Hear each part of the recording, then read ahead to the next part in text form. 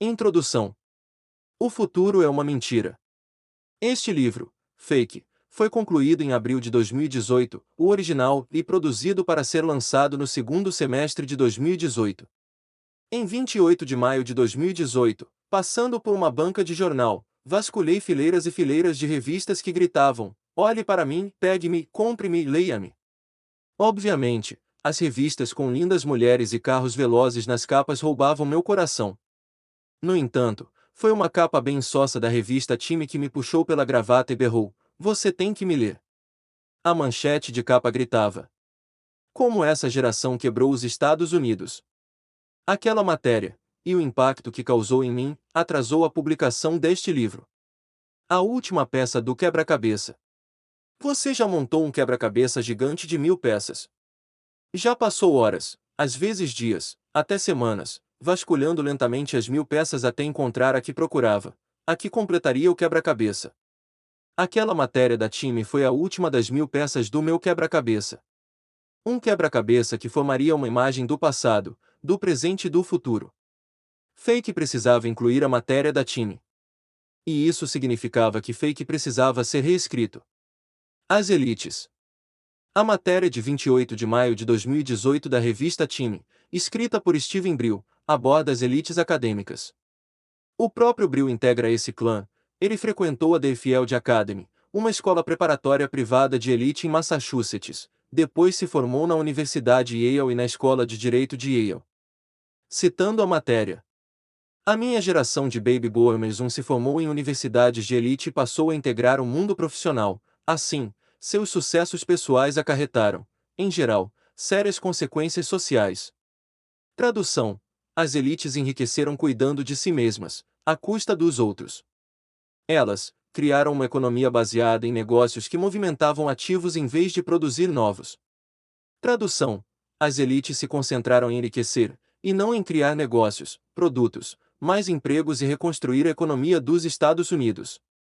Elas criaram instrumentos financeiros exóticos e arriscados, incluindo derivativos e credit default swaps, que produziam picos de lucros imediatos, mas segmentavam aqueles que assumiam os riscos dos que arcariam com as consequências. Tradução: as elites criaram ativos falsos que só as enriqueceram e a seus amigos, e roubaram todos os outros. Quando as elites fracassaram, receberam bônus. Mamãe, papai e seus filhos pagariam pelos infortúnios das elites por meio de inflação e impostos mais altos. A primeira peça do quebra-cabeça. A matéria de Brill foi a última peça do meu quebra-cabeça. A primeira, o livro Grunge of Giants e a Patifaria dos Gigantes, em tradução livre, de 1983. Grunge, acrônimo de Gross Universal Cash Este, o roubo de todo o dinheiro do universo, em tradução livre, foi escrito pelo Dr. R. Buckminster Fuller, mais conhecido como futurista e inventor da cúpula geodésica. O pavilhão dos Estados Unidos da Expo 67. Em 1967, peguei carona de Nova York a Montreal para visitar a Expo 67, Man and His World, O Homem e Seu Mundo, em tradução livre, considerada, como as anteriores, a Feira Mundial do Futuro, no Canadá. O pavilhão norte-americano na feira foi a cúpula geodésica de Fuller. Embora não o tenha visto em Montreal, tive a sorte de estudar com ele várias vezes, em 1981, 1982 e 1983. Fiz essa foto com Fuller em 1981, no evento de uma semana, O Futuro dos Negócios, realizado em Kirkwood, Califórnia, perto do Lago Tahoe. Para mim, cada evento com Fuller foi transformador e mudou minha vida. O cantor John Denver chamou Fuller de avô do futuro, em sua música What a Man Can Do, O que um homem pode fazer, em tradução livre, que é dedicada a esse grande homem. Fuller faleceu em 1º de julho de 1983, aproximadamente 3 semanas após a última vez que o encontrei. Lembro-me de que imediatamente peguei um exemplar do Grunge of Giants e o li. Fuller falava sobre muitas das coisas que o pai rico ensinara a seu filho e a mim. Grunge é a história de como os ultra-ricos saquearam o mundo. Grunge foi a primeira das 1000 peças do quebra-cabeça. Entre 1983 e 2018, estudei, li e participei de seminários, ouvindo e aprendendo com todos que eu suspeitava que tivessem peças do quebra-cabeça do Grunge. Na parte 2 deste livro, Professores de mentira. Listo alguns dos professores legítimos que conheci, li e estudei, que tinham as peças do quebra-cabeça. Em 28 de maio de 2018, 35 anos após ler Grunge, deparei-me com a matéria de Brill na Time, que foi, para mim, a última peça do quebra-cabeça. Brill apurou a maioria das preocupações e previsões de Fuller em Grunge. Fuller era um futurista. Muitas das previsões e preocupações que expôs em Grunge são uma realidade hoje, e é por isso que o texto de Brill é certeiro. Embora a matéria de Brill tenha atrasado o lançamento deste livro, agradeço a ele por divulgar suas ideias sobre um mundo que poucos sabem que existe, o das melhores, mais brilhantes e inteligentes elites acadêmicas dos Estados Unidos.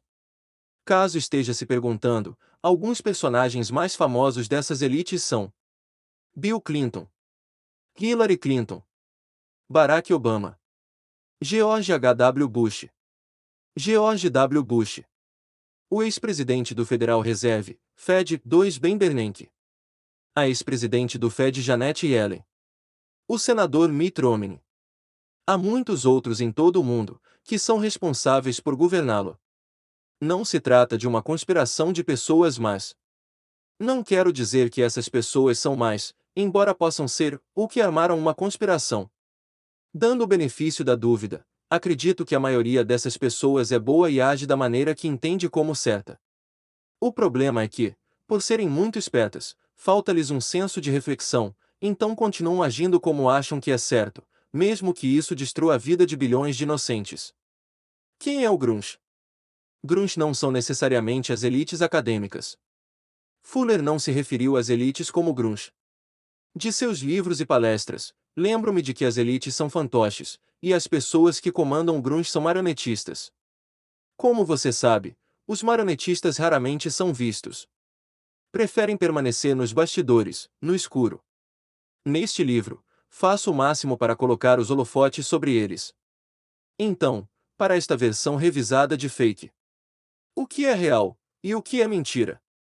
A menos que você seja ermitão, sabe que tudo o que ouvimos hoje é fake isso, falso aquilo. Quase tudo em que acreditávamos, agora é mentira. O presidente Donald Trump popularizou o termo fake news, notícias falsas, ao criticar a mídia a respeito da profusão de reportagens tendenciosas. Nas redes sociais, muitas pessoas têm seguidores falsos. Milhões de pessoas gastam bilhões comprando Rolex, Louis Vuitton e Versace falsificados. E há até medicamentos placebo.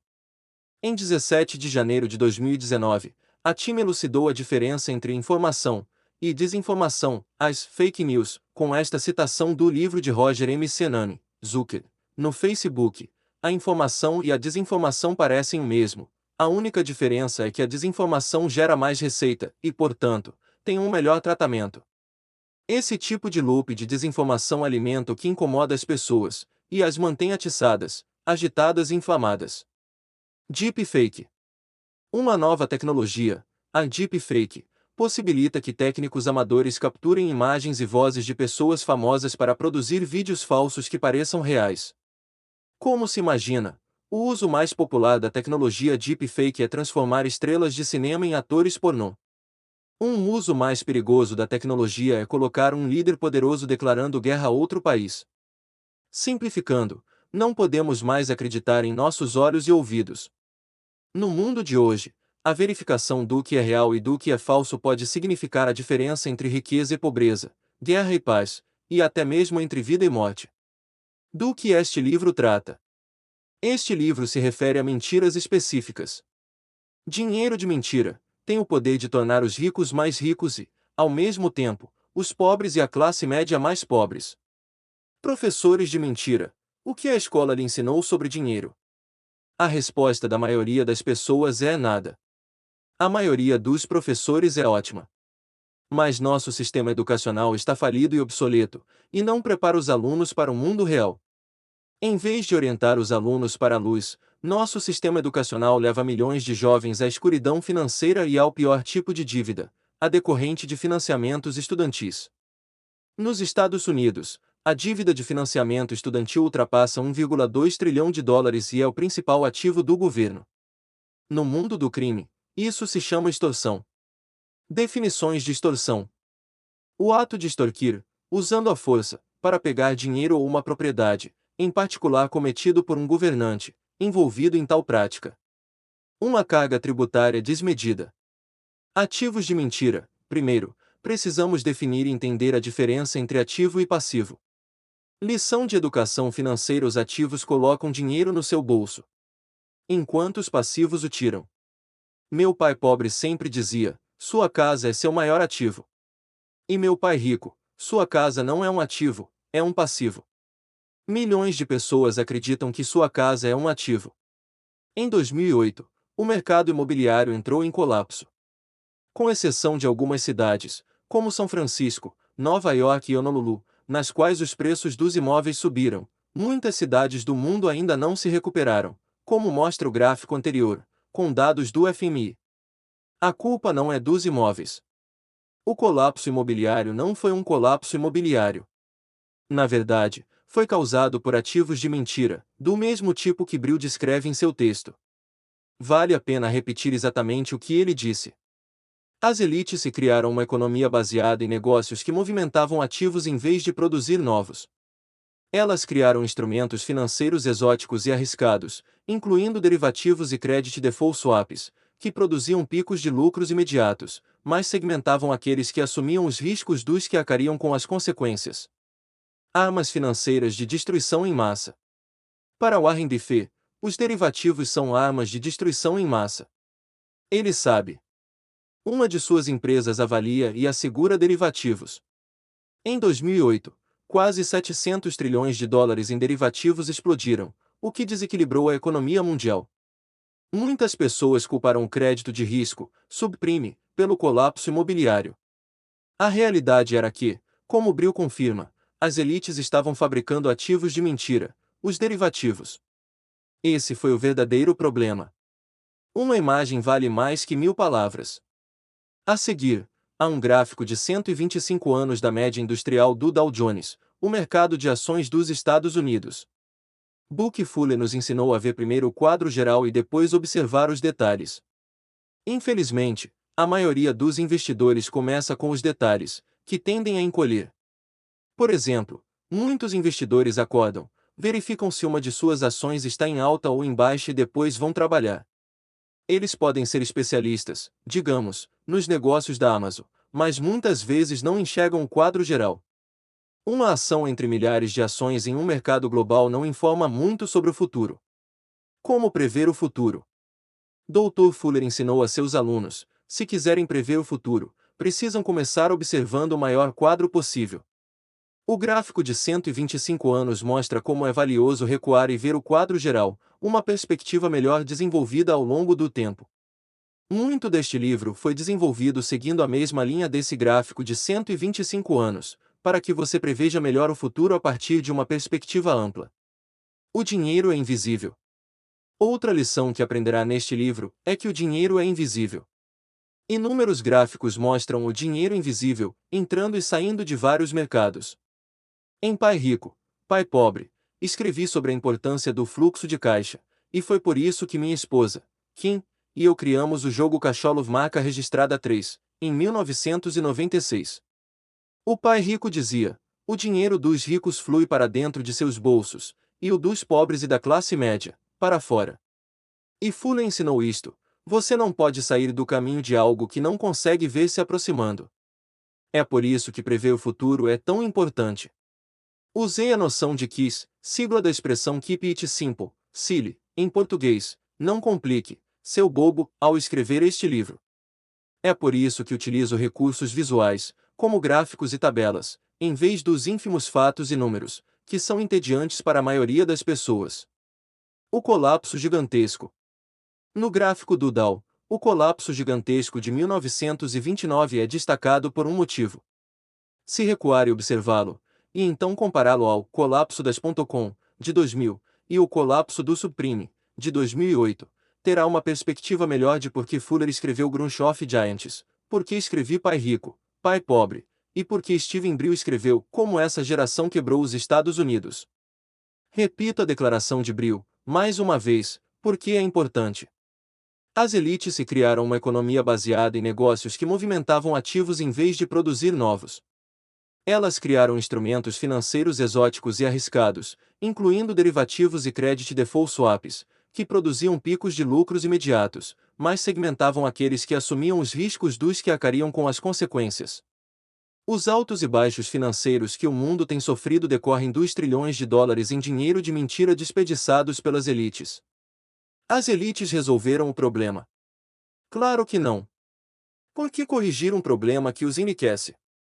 Por que mudar? Por que agir de modo diferente? A vida é excelente para as elites.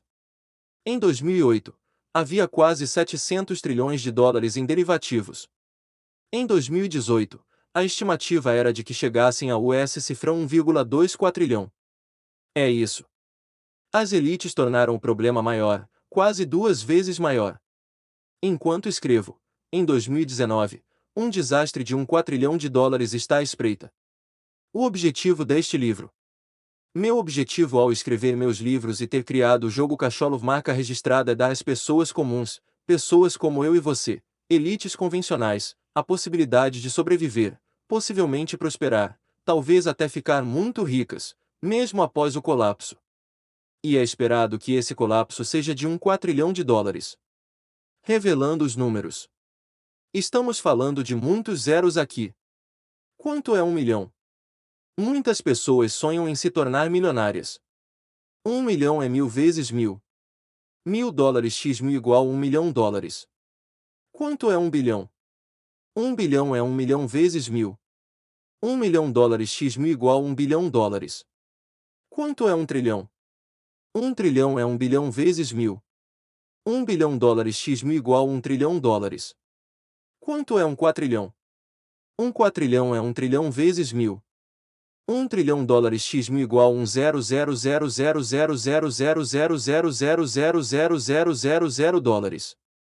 Isso levanta a questão: o que acontecerá quando explodir o US cifrão 1,2 quatrilhões em derivativos? Foi por isso que escrevi Fake. Esse castelo de cartas da economia é o que acontece quando as elites acadêmicas são responsáveis pelo nosso dinheiro, nossos professores e nossos ativos. Desenhando o cenário. 1 bilhão de segundos atrás, era 1987. 1 bilhão de minutos atrás, Jesus chegou à Terra. 1 bilhão de horas atrás, os seres humanos viviam em cavernas. 1 bilhão de anos atrás, os seres humanos não existiam. A cada 2 horas, o governo norte-americano gasta 1 bilhão de dólares. Em 1983, Buckminster Fuller previu esse futuro. Em 1996, o jogo Cachorro marca registrada foi criado. Em 1997, Pai Rico, Pai Pobre foi publicado. Em 2018, Steven Brill confirmou que o futuro previsto por Fuller é hoje. É por isso que adiei o lançamento de Fake. Eu queria que você visse o quebra-cabeça completo.